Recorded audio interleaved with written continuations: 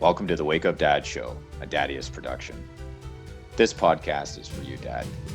This is where we talk about all things related to dadhood, from parenting to relationships to financial and physical health. Your hosts, Dr. Scott and Dr. Evan, are two dads who are committed to helping you. Join our Facebook community by searching Daddiest, where conscious dads connect and collaborate. Hey dads, welcome to another episode of the Wake Up Dad Show, brought to you by Daddiest. I'm your co-host, Dr. Ev, and I've got here with me Dr. Scotty V. That name is starting to stick, isn't it? I like it. Yes, sir. Yes, sir. Well, we have a really hot topic for everybody here. We're getting a lot of inquiries from our Daddiest community on how to deal with this very important topic that we actually did a poll on this in the Daddiest community last week, and it was a pretty interesting result. The question was, who are you most concerned about with screen time in your household? And the overwhelming response was actually that dads were concerned about everybody's screen time, which was interesting. It wasn't like they were just worried about their kids. They were worried about their wife. They were worried about themselves. They were worried about everybody. And rightfully so. We've got a great article to talk about tonight. This article is, we're going to post the link, but it's Dr. McCullough. He's got some very good content on his website, drmccullough.com. And this article is titled, "Are You Addicted to Your Smartphones?" You want to lead us into that one, Scott? Well, yeah, I mean, great article. Like we had it's been a topic a few times brought up within our private Daddiest group, which is just for dads. So go ahead and check it out, dads. Go check out Daddiest, where conscious dads connect and collaborate, and ask to join the group. We've got over 300 members in there now, and it's just growing in its, I think, providing value for dads in there. It's been really exciting to see that, and it's growing every day. So get in there and have a look. And so we're gonna post that article in our show notes page, as Ev mentioned, and have a big discussion, I think, within the group about this as well, as a flow-on effect, because this article here, it's long. Like, we were reading through and going, holy mo, we're going to talk about the stats and some ideas about what it can do as far as your brain development in kids and yourself, and then also some of the steps that you can take to help try and limit what's going on for you, for your family, your kids, all that kind of stuff. So what we're going to do is really curate this article down to bite-sized chunk for you, so that, if you want to go in and read the details of it, absolutely, like we said, we put that link in there. But you get everything you need from this podcast, because we're going to really use the word dumb it down to get these points across to you, and so that you can have some actionable steps at the end of the show to help yourself and your kids and even your wife, because that was, again, in the poll, one of the big ones as well. They're concerned about the whole family. So, Ev, you're the stats man. You love these stats. I'll let you have a go at them. You love the stats. So, yeah, let's get right into the stats. So here they are. Most people now check their smartphones 150 times a day. 150 times a day. If we're awake for 16 hours of the day, that's about 10 times an hour. The average is every 6 minutes. So that's exactly that. Nearly 80%. That's bloody scary. That is bloody scary. That stat alone is, enough to tell us. This is on average now, guys. Yeah. That's an average, right? Yeah. So there's a lot of people well above that too. Yeah, absolutely. Nearly 80% of teens check their phones hourly. 72% feel it's urgent to respond immediately. That's a really important one, I think. Yeah. Because this whole idea of responding urgently, like, there's a few things that can happen there. One, they're talking about teenagers, and what do teenagers do? Get your driver's license. All right. Yeah. And then the bing goes off on the phone. The ding goes off on the phone. What do you call it these days? A bing, a ding, I don't do you remember that? Do you remember that movie? I think it was called The Life of Brian, Monty Python. I think it was The Life of Brian, or The Meaning of Life, I think it was. And the machine that goes, Oh yeah. Yeah. Right? It's like that too. It's like the bing goes off. And Yeah. I'm guilty of it. I know you dads out there listening, a lot of you guys are guilty of it. But the kids, you know what, they're just learning how to drive, and there's another stat in there I think you'll talk about with walking, right? How many accidents happen when these kids are walking around, let alone when they're driving.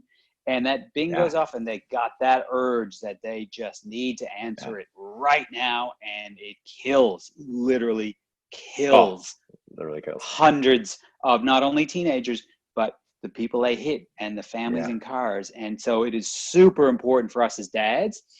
Absolutely. Like, I think a big part, and we're going off topic here already. A big part of this one is, Dad, you need to stand up and just make that shit happen for kids, and go under absolutely no circumstances do you check your phone while you're driving. The phone isn't even out while you're driving. You're trying to listen to iTunes or your other music stations, whatever they are, and you got to turn that stuff off when you're driving. Absolutely, there's going to be too many people lose their kids over this shit. So you absolutely, big one, Dad. You got to be the man here. Stand up and just slam that shit down your kid's throat. That absolutely no chance can you ever be answering your phone while you're in the car driving. Yeah. Well, today I was driving home, had the kids in the car, and a UPS guy walks between two cars looking at his phone. He didn't look either way. If I didn't see him, I would have hit him, because he did not look at all. Walking out right into the street. Walked right on the street. He was looking at his phone. He was completely distracted. He wasn't aware that he's putting himself into danger. Wow. And that's the other thing. Like, we got to educate our kids too. Like, if you are walking around, like, we live in a busy city.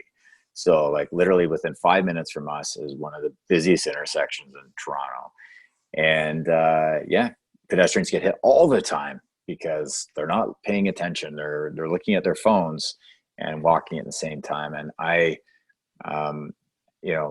think that's another thing that we really gotta, I mean, it sounds silly, but really, like, it's not, because it's safety. So, it's a big deal. And the whole thing about the bing, to get back to that, I started to get a reaction, because I have rental properties, and, you get ding, and it's bad news, right? And so I started to associate, like, Pavlov's dog or whatever, and it's like that, the association of the bell, and then he thinks he's going to get fed. Yeah, I don't know if that's exactly how it works, but anyways, when I heard the bang, all of a sudden, like, I get like this adrenaline response and stress response, and so I had to actually stop the noise, and that was a big improvement. Is I cut out the vibration and I cut out the sound, so my phone just lights up when something happens. And a lot of times I don't see it. So I only check the phone when I'm ready to check the phone. Like, if it comes to mind, like, oh, I should check my phone. I find I have a lot more control, and versus the phone controlling me. So here's, I'll just quickly jump on that too. So I've got an iPhone, so I don't know how it works in the Android world, but it's real simple. Go into utilities, go into settings, go into notifications, and then every app you've got there will have a notification style, and you click on that. And you want to turn it off altogether as far as notifications, you just click the button across that says, no notifications. But then you can also then go in and click, do you want a sound or do you want a badge? And I would suggest everybody turns off the sound one for sure, right? To get a badge, to know there's something coming up, so that when you, and we'll talk about this later with steps you can take, when you do look at your phone, you'll know that there's something there that you may need to address. But turn off the sound so you don't get that bing, because that will kill your productivity as well. If you're, in a business setting, every time that bing goes off, your mind is going from what you're doing to what's going on there. And that That's right. instant has been shown in studies to have a dramatic impact on your productivity. Yep. Absolutely. Here's one for you. Cell phone users between 18 and 24 years old exchange an average of 109.5 text messages per day. Per day. 3,200 per month. That's insane. That one so blows my mind. Like, Wow. I text messages, man, I don't know. What do I do? Like lots of days I don't have any. All right. Maybe I'm a loser. I don't know. Like I literally don't have some days. But I couldn't imagine anywhere near that. But these kids, man, they're growing up on these devices, and this is not even what this episode is about. This is going to morph into a few episodes, I can tell already. But the partial effects that these kids have and the stuff I see in practice every day is just horrendous. And then the flow on physical problems that are going to happen with these kids in the next 5 to 10 years is phenomenal. Like 110 messages a day is crazy. But that's, again, an average. Yeah, average. Yeah, curious if they see it kind of like a measuring stick for popularity as well. Yeah. Absolutely. Yeah, I mean, would think we so. all fall prey to that, I bet. Oh, sure, especially in that age group. Yeah, well, even more so in that age group, we all fall prey. Like if we do a post, you're going back and looking and, did anyone like it? Did anyone comment on it? Absolutely. It's part of our life right now. It's really, we do put a lot of our self-value, self-worth into our posts being liked, shared, and commented on. And, I don't really have an answer for that one. I think as we go through, one of the things we'll talk about is the idea of talking to people in person more, right? Yeah. It's some pretty simple things that we can bring up. But keep going with some of these crazy stats. Yeah. So 40, this one's just unbelievable. Dads, wait till you hear this. 46% of smartphone users say they couldn't live without it. Some say they'd give up sex first. Wow. Wow. Have they ever had sex? Or wow. I'm going to throw out, it ain't the dads that are saying that. I'm just throwing that out there. What do you think, Dad? Would you rather give up sex? I don't know about that one. That one's that just. I'm behind you on that. I mean, my feeling is probably not dads. Not dads. Let's do a poll. Let's do a poll in our group. Dads, great idea. Get in that. Yeah. Get in that group. Get in the group, guys. We'll do a poll on this very soon. Yeah. Absolutely. Okay, so I think we did hit enough stats there.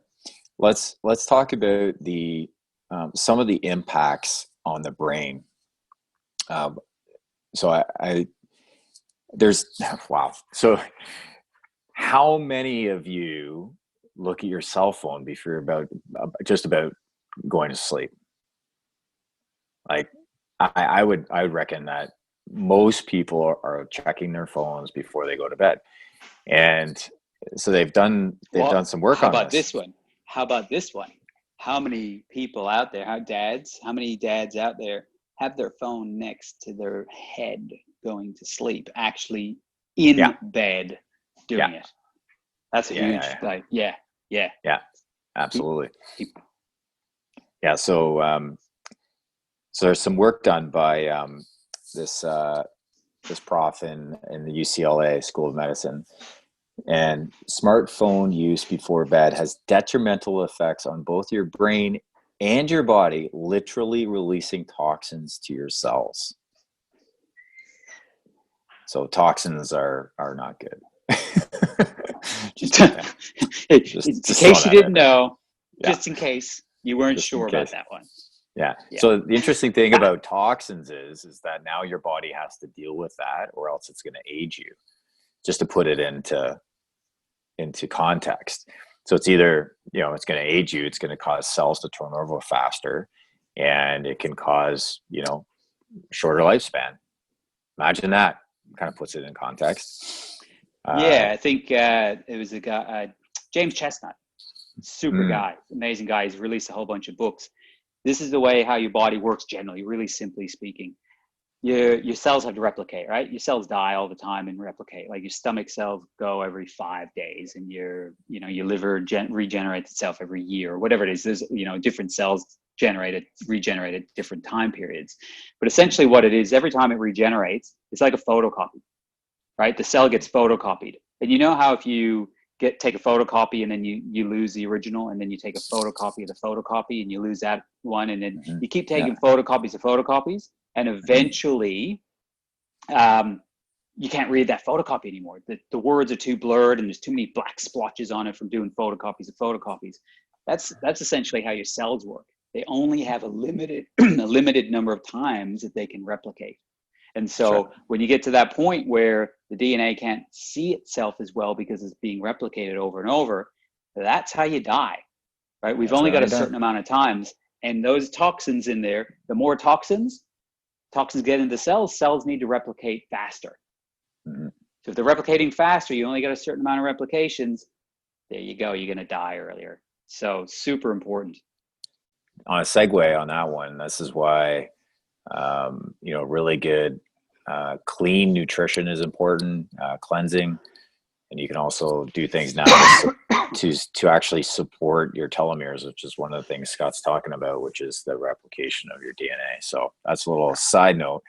But getting back to this, so we're going to talk a little bit about melatonin. So the melatonin, which is like it's like nutrition for the brain that actually assists your sleeping process.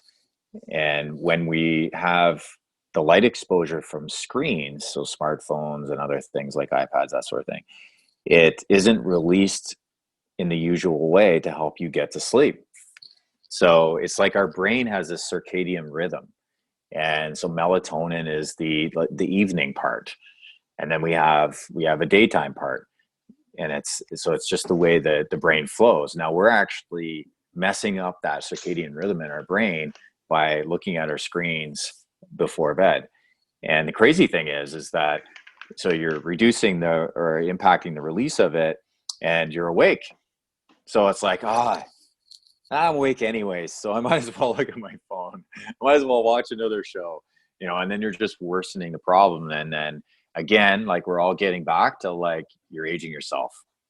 Sleep deprivation will, impact your body's ability to repair itself and to restore and to integrate the information in your brain so you won't feel as sharp the next day.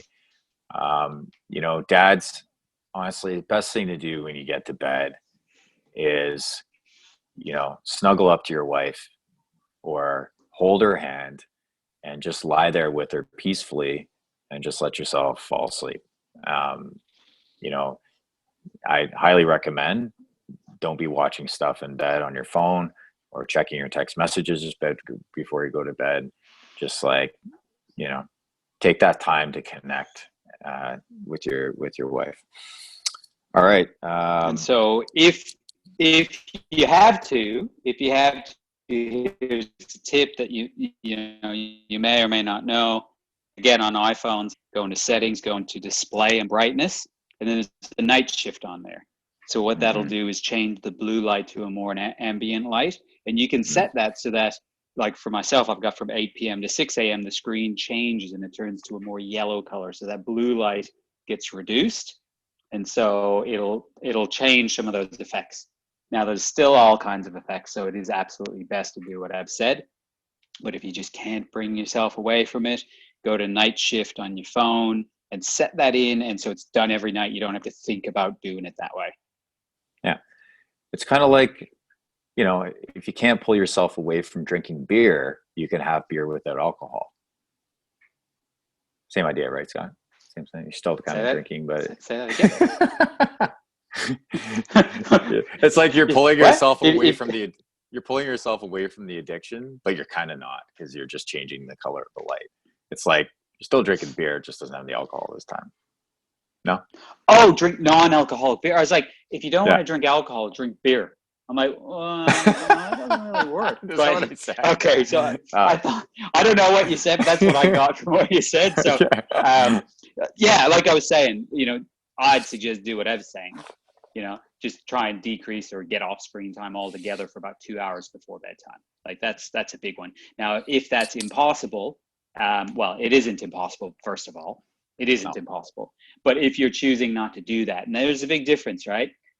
A lot of people out there will say things like, that's not possible. You can't do that anymore in today's world. It's like, yeah, you can. You totally can.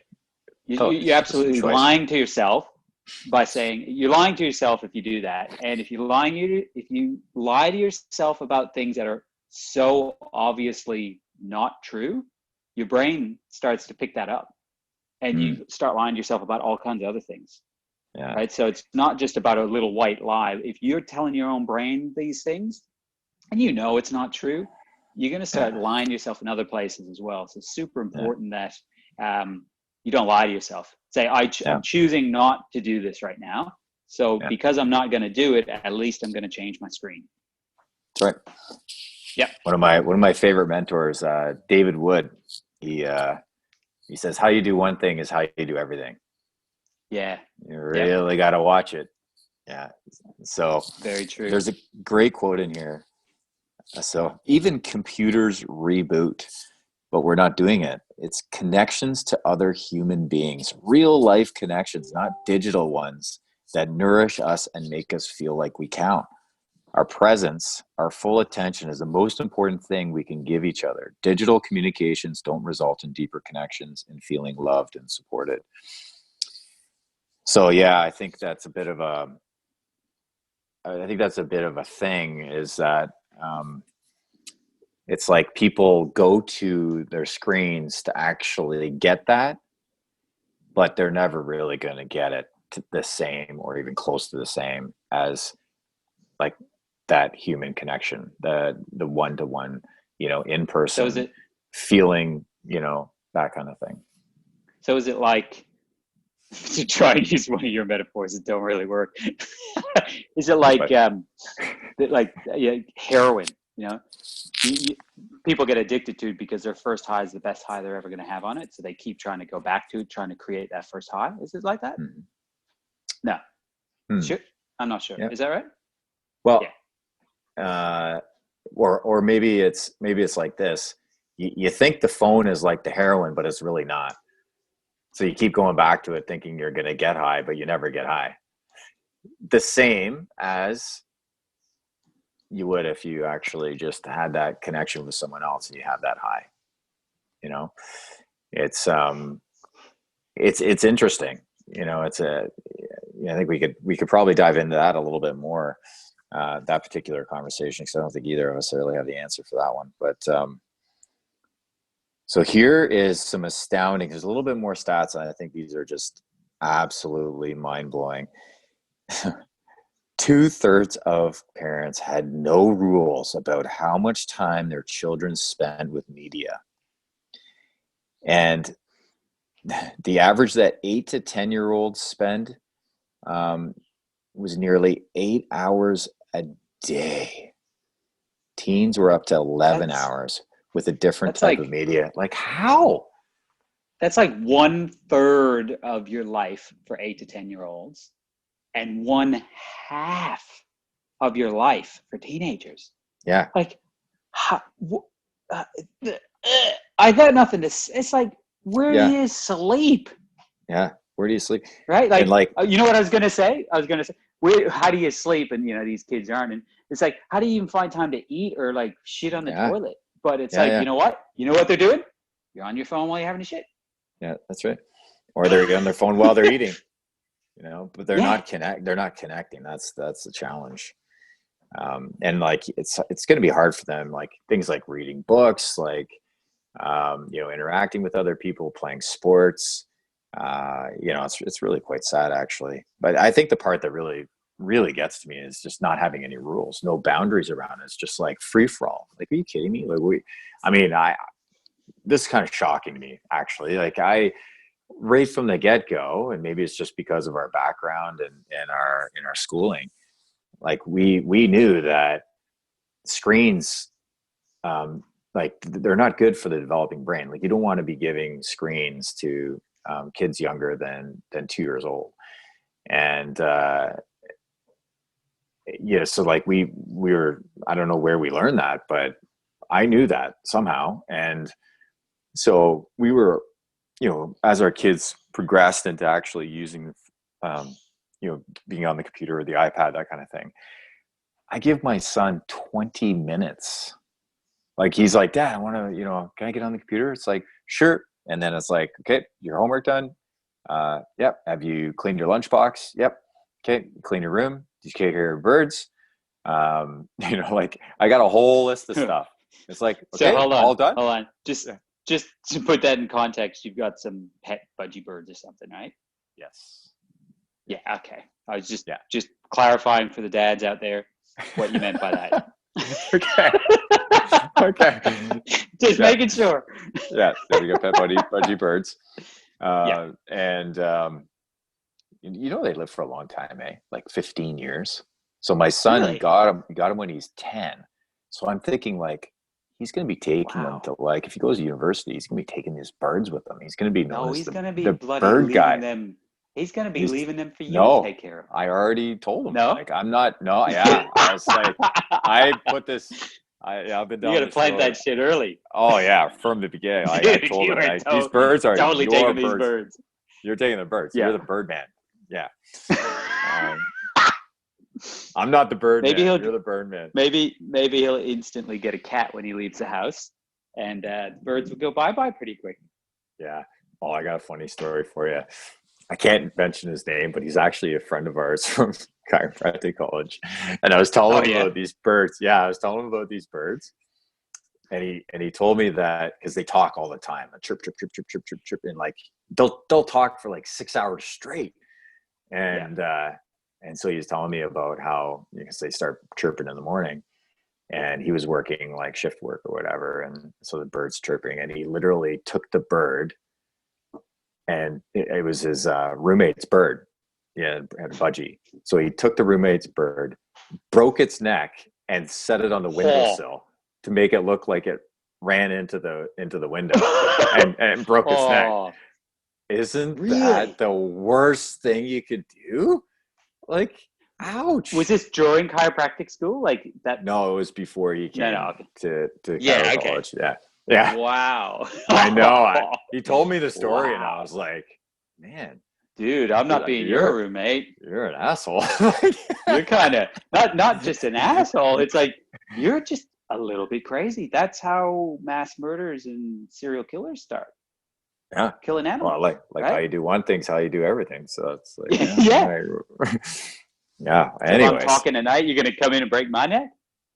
Yeah. Anyways, that's a total sidebar. Wow. Yeah. Anyways, I don't know how I got talking about the birds. Episode. Oh yeah. So back to so my son, like I've got a list of things, so I'm having him engage in the other things, and then when he actually gets to do the whatever it is, so if it's he's going on the computer, it's 20 minutes. And he literally sets his timer on his watch, and then when 20 minutes goes off, he gets off. And if he doesn't get off, it's like bye screen time. Like next time you ask, it's not happening. Yeah. So he's gonna lose it next time. So he knows. Follow up with that shit. Yeah, you got to follow up with that. Empty threats, man. Empty threats are the worst thing you can do to your kids. Yeah, you got to follow through. If you got to follow through. Gotta follow through. I learned that one the hard way. I know. Oh man. You screw up once, that's it. Like honestly, like they'll remember if you didn't follow through. And man, can they ever report on? Can they ever report on? Oh man, they make you feel like, Daddy, can you just? Anyway, such good teachers, such good. Yeah, absolutely. Okay, so children should not be exposed to any electronic media before the age of 2. This is because a child's brain develops rapidly during these first years, and young children learn best by interacting with people, not screens. There's an interesting article about. Yeah, really? I know. Yeah, wow, that one surprises me. Yeah, no. So here's the thing, Scott. If you have a kid, another one, and you stick that kid into a room for the first 2 years of their life with an iPad, they're not going to do very well. I know. Wow. I know, Really? it's shocking. I know. But there's shocking. apps out there that teach kids all kinds of stuff, right? Like Brainy Baby and stuff. Brainy Baby, yeah. And how's what's the other one? Work? The Einstein, what was it? Baby Einstein? Yeah. Yeah. So apparently the babies that are the kids that are watching those actually, was it before the age of 18 months, actually know fewer words than the ones that weren't doing them. So there's actually doing the opposite. Yeah. So now, this is super important, right? Because you think, it's talking about good quality stuff, right? Like they're learning stuff, so it's fine, it's good for them. Oh, good and quality. to a certain degree, that's true. Like I think absolutely, no doubt. But before the age of 2 years, or some in this article they mentioned maybe 18 months, and I get it, dads, right? Like if you're out, and because now mom's back at work and you've got the kid, but you got to do this thing, and I get it that it's not going to be 100% that these kids are not going to be placed in front of something to keep them happy for that 10-minute meeting that you need to have, or the phone call. But it's really just, being really aware of that, and not letting that 10-minute thing turn into, all right, well, 3 hours later, because there's no rules put in there, right? So I totally get it. It's going to happen sometimes. Yeah. But the thing about this is technology in today's world is not going to, these kids are not going to grow up without screens, and neither should they really, because they're going to be left behind. But it's really about making sure that it's a treat, that it is a thing, and that they're going to learn from, but not too much of it, not too much. Yeah. We've recently, I think last year, like school year here finishes in December. Here in Australia, it's just a different cycle. It starts in sort of February and goes to December. So, last year, about November, December, towards the end of school year, everyone's a bit extra tired. Christmas is coming up, get the push with the business and all this stuff. And we did fall into a bit of a too much screen time. So this year, when we started up again, we went away for 3 weeks camping over Christmas, and literally nobody had, it was awesome, actually. I didn't have reception for 3 weeks. You remember that? We were trying to, do some meetings and stuff. I was like, dude, I'm out. It's just not going to happen. We're stuck in the mountains somewhere, and literally no reception. But when we got back, we really made sure that, during the week, when Rory's home, during the week, no screen time. No screen time during the week at all.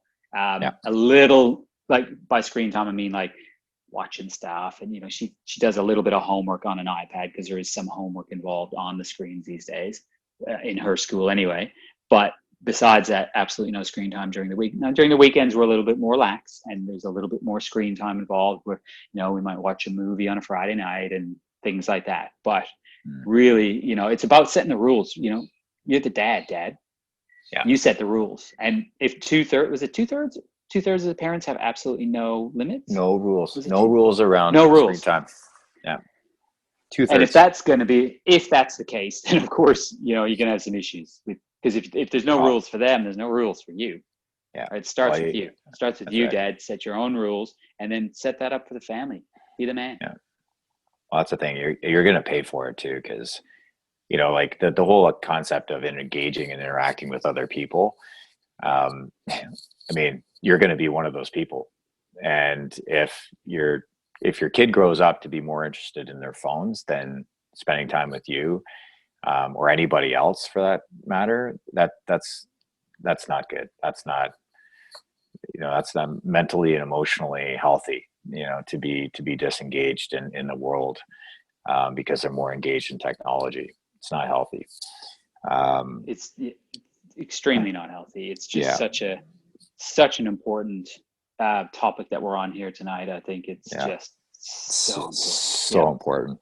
Yeah. Share this podcast, guys. You got to share this. So here's one. And if this is, I think it's absolutely so obvious, but I think that there'd probably be some people that would argue this one.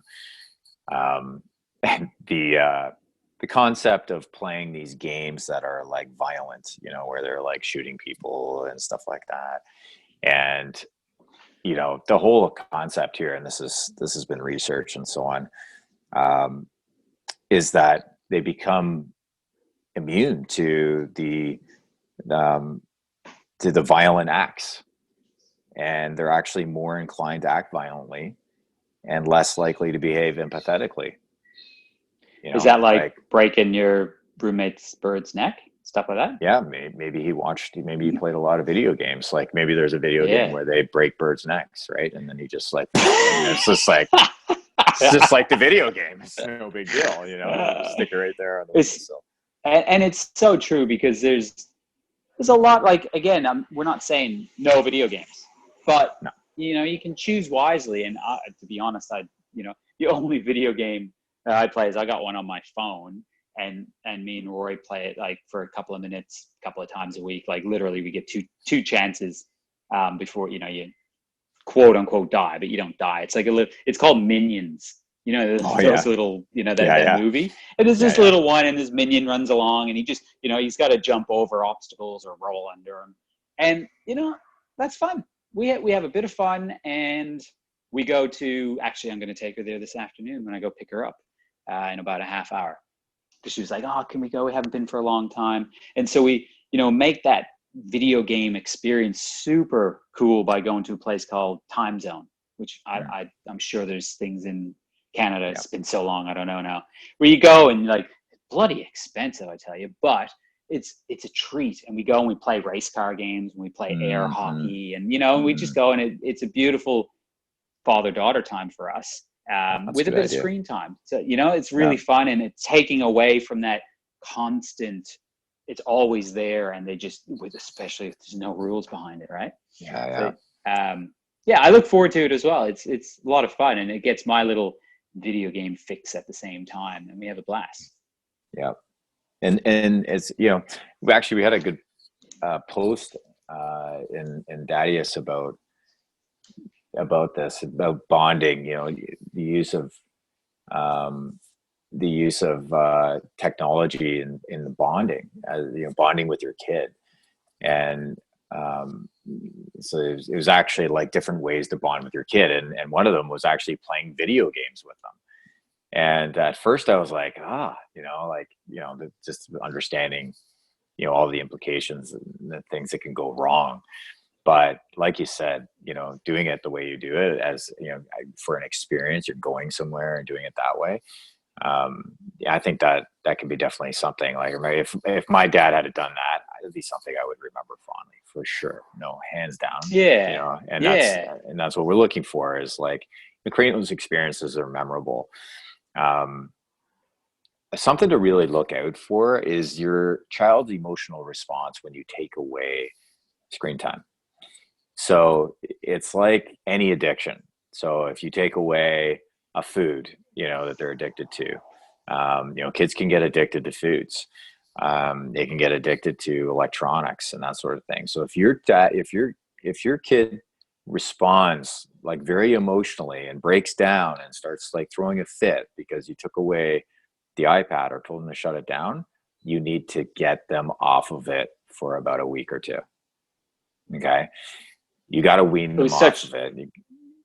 It was such a great reset for us. Like I said, when we went camping for 3 weeks, and there was just nothing, there was no screen time for anybody. And it was just such an amazing reset. So if you're out there, Dad, and you're like, I don't know what to do every time it happens, set the rules, put them in place, and maybe have a detox. Just like if you want to detox off alcohol for, dry July, and, those types of things, or smoking, or, anything that can be addictive. Going through a bit of a detox can be very hard at the beginning, but a couple of days in, you get easier, and then you'll see it. I guarantee you'll see it. Your kids will want to interact with you in a different way. Totally. The best thing you can do is I'm bored. Yeah. We did an episode on this. We did do an episode on this. Yeah. You can go back in the archives and read and listen to this one on board, because when the kid is at that stage where they're bored, they're going to start to engage their creative mind. And that's one of the best things you can do for your kid, is actually let them, like, go back to when you were a kid, Dad. Remember what it was like when we didn't have all this stuff. I mean, I Yeah. didn't have it. Maybe there's younger listeners on here that did, but I didn't. When I was bored, I just go out and play, and go How find old are go. you? Yeah, that's funny, buddy. I Aren't you older than me? think I was gonna say I think I'm older than you, so I better shut up. But yeah, you'd go down the street and find a kid to play with, shoot some hoops or whatever. And man, like, it was awesome. I loved it. I didn't even, yeah, there was one guy who had like this, it's like Atari or something. And I go like play Atari. That was a bit of a treat, um, but yeah, like it's super important to, identify when our kids are too far gone as far as like their attachment. Whenever somebody's like really attached to something, that's not a good sign. Especially with electronics and food and drugs and alcohol and all that kind of stuff. And they all can like seriously harm us. Certain foods can certainly harm us tremendously. We can kill ourselves with a fork, basically. So, quick example, like my son, we could tell he was like, there's something going on with bread and like pasta and stuff like that. Like, he was addicted to like carbohydrates, like breads and that sort of thing. And so we eventually like cut him off that stuff, and he went through like a withdrawal period. It was pretty crazy. It was about 2 weeks long, and then we got to introduce it back slowly, and he didn't have the same attachment. But he would literally get mad if we didn't give him that like next like slice of bread or like whatever it was. So it's just like watching for how your child is responding, and you want to nip it in the bud. The earlier the better. It's going to be harder as they get older, because they get smarter and they realize they have a lot more. They find ways to respond, and make it harder for you to enforce. Yeah, it's a good So point to make, because we've got dads on here with kids of all different ages, right? If you've got young kids, it's so much easier to start from the beginning, just like good food habits. Such an important thing to get started straight away and not think, oh, well, I'll deal with that later, because it's so much harder to deal with it later.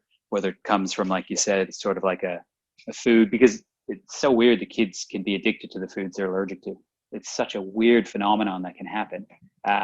But yeah, they go off on these different foods, but they're so addicted to it, but their body doesn't respond well to it. And just being aware of that. And I think, we give a few ideas now about what, some things we can do. And I definitely think we're going to be doing more episodes of this, because I feel like we've just scratched the surface of what we can do. But we've been really focusing on the kids. We got to focus on us, but some of these are this part here, I think, is really applicable to adults. But we didn't really even talk about the negative impacts of how often, us as dads and our wives or partners, how we're using the phone so much and how that's impacting our lives. We're really talking a lot about the kids here. But yeah, well, that stat that you used earlier, like whatever percentage couldn't live without their phone, and some say they'd rather give up sex than their phone, right? And I bet you the dads, like we talked about, are out there going, "Well, that's not me." But what if it's your wife? Oh yeah. How's that going to affect? You know what I mean? Like that just dawned on me, where doesn't matter if you would disagree, because I would disagree, and like I said, I think most of the dads out there disagree, but you don't know. Maybe your wife wouldn't disagree with that. That's gonna affect you, Dad.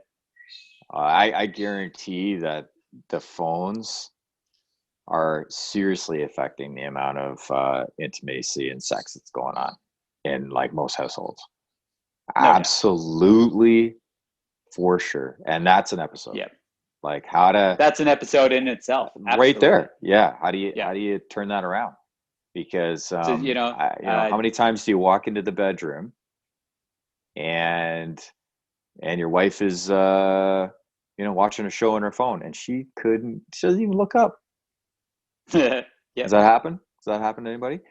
You know, she's in the middle of like Just texting or give emailing, a doesn't even comment notice you're in there. Yeah. give a comment in the feed, wherever you find this episode, if it's on Facebook or through iTunes or Stitcher or LinkedIn or wherever you find it, YouTube, wherever you find it, put a comment below if that happens to you. We'll see That if we happens got to you. some interest in, Yeah. in doing that as a separate episode and what you can do Absolutely. about that. Yeah. Yeah. So we're going to give some tips now. We're going to give some things that you can do to wean yourself from phone dependence. So first off, figure out how much time you realistically need on your phone for things like, you know, just like whatever it is, like that's like a critical thing, like maybe not critical, but something that you really, are going to be able to fast track because of the use of your phone, like navigation, for example. Or it's going to benefit you in some dramatic way. It's not just used for like entertainment or distraction stuff, right? That's going to actually benefit you. And one of the ways to do that, again, iPhone, I assume this stuff is on Android. Please let me know if it's not. Ev, you just mentioned it earlier about screen time on your phone, right? Mm-hmm. And so you can set that in your settings as well. Go to settings, go to screen time, and then you'll be able to see exactly how much screen time you're using every day, and then the average for the week. And then it breaks it down to which apps that you're using as well, right? So that's a really great way. Yeah, did you not know that? No, maybe my phone's older. I have an iPhone 6. I don't know if it's there. So you go settings. Yeah, I think I've looked for this before. I don't have it. So I got to maybe update my... screen time. And then on there, you can put downtime. So you can schedule time away from the screen. You can set app limits. You can choose always allowed, choose apps that you want all the time. So you can choose which ones that you need to be using like on a regular basis, but you can limit the times on all the other apps. Yeah. Right? So really, really cool.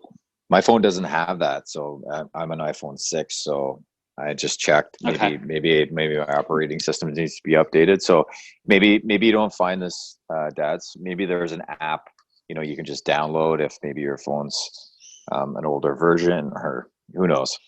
But it is out there. Yeah, it is. It's a fantastic one. And the other one on there as well, just above screen time, is do not disturb.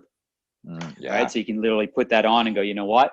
I'm going to dedicate, or like I just need the next couple hours of just smashing out whatever you need to do, whether it's a workout or something for work or a date night. Look at that. Imagine putting it on do not disturb for date night and just having a chat with your partner and going, you know what, why don't we really, really try and spend some good quality time together? Why don't we both do this together? Let's go in there, put on do not disturb for the next 2 hours. Right. And I think pretty sure you can do in there just in case the babysitter calls and the freaking house is burned down or whatever. Right. Like you can still get those types of things, but everything else gets shut off. There's no flashing of bing or, all that stuff. So it will dramatically improve your relationships. Yeah.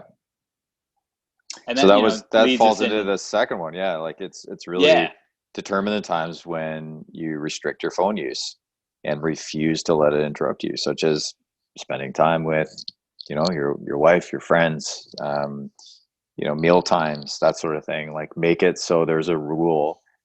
There's just no screen. There's just no phone. There's no phone going. I think no TV going. I think it's a big one for teenagers. Like I don't have a teenager yet, but I have heard dads, and I've seen it in the group as well. People talking about that sort of situation and losing connection with their kids as they get older. And it's important because we're always going to be dad, but our connection with our kids as they get older and even leave. Somebody else commented about the sort of empty nest syndrome being one of their big things at the moment because their kids have left the house, and how do they fit into that role now? And that's why it's so important to not lose yourself in being the immediate caregiver of dad. Yes, it's a big chunk of time, but if you completely ignore everything else, you're going to majorly struggle with empty nest if you don't keep your own values and keep your own purpose alive, which is really leading into point number 3 is determine what's really important to you and what nourishes you. Dedicate more thought, time, and energy to those things. You know, live more intentionally and consciously, and not be dictated by your phone. Right. Absolutely. So it's super important to do that. And that's really where Daddiest came from. The P6 of dadhood, right, is making sure you don't lose yourself. One of the P's in P6 is parenting. And of course, that's a huge one for us as a dad. But another one is performance, right? Take care of your health, passion, take care of those relationships. The statistics for divorces in the first 2 years of kids being born are astronomical. Keep that shit alive. And, you know, it just makes all the difference. So there's my rant. I'm done. Oh, dude, I'm learning so much doing this work. I took my son to hockey tonight, and he's able to sit in the front seat with me.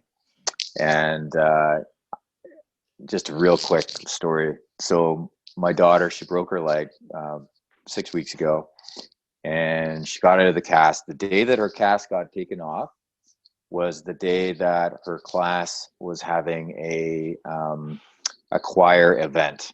So it was not a class, but it was a program that she's been going to at her school. So they're having a big event. And so we could see, okay, we can get there for the second performance.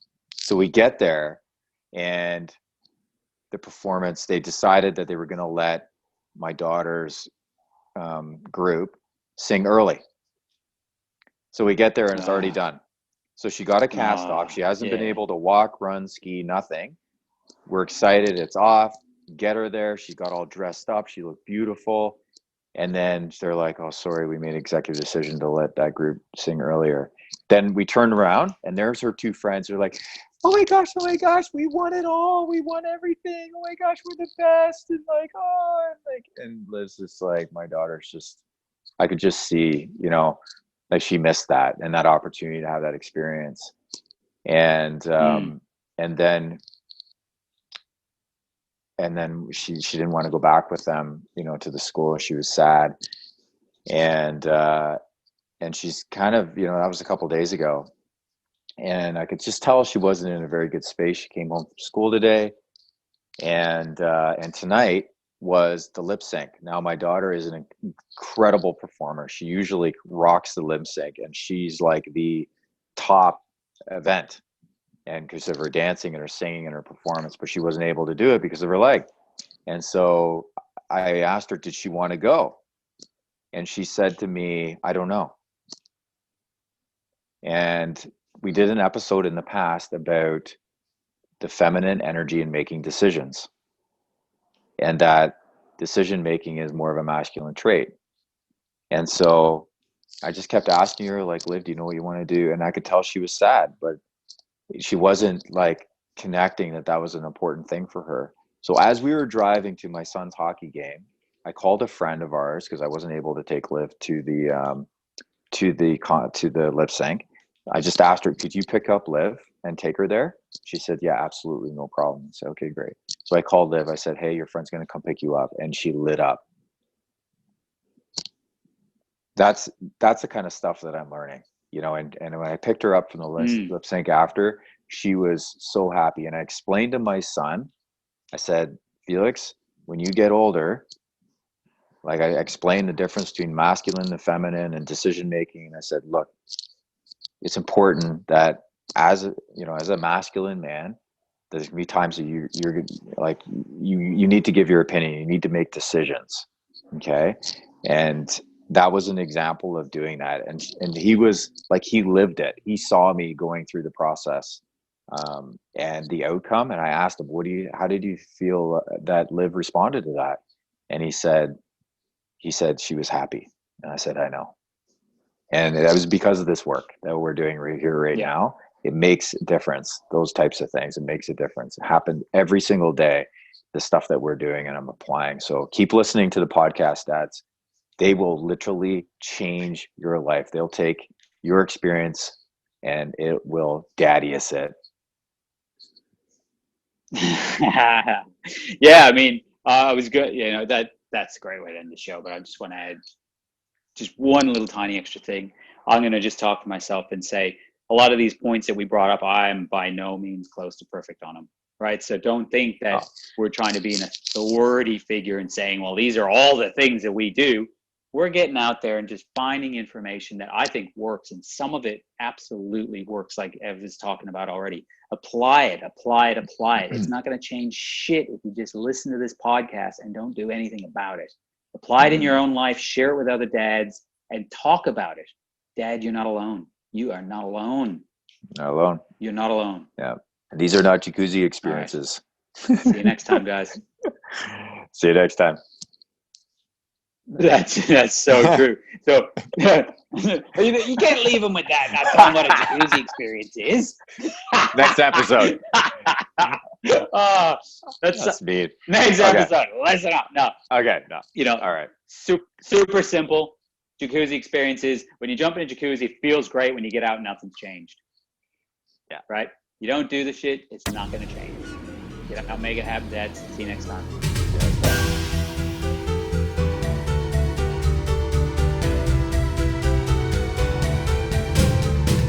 Thanks for listening. Remember, join our Facebook community, Daddiest, where conscious dads connect and collaborate.